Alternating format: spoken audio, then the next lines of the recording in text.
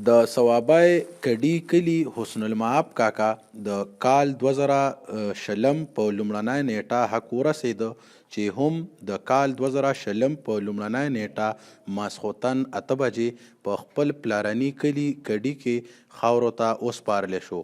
یاد دې وي چې حسن المعاب کاکا ټول ژوند د پښتونولۍ دپاره تیر کړی او مدام یې د مظلومه او محکومه ولس دپاره غږ پورته کړی و. په داسې سترګورو او شملورو خلکو په تلین سره د پښتون کلی پښتونخوا او دا کلی ولس د هغوی په غم باندې ډیر زیات غمجن دی او ټول کلی ولس هغوی ته لاس په دعا دی.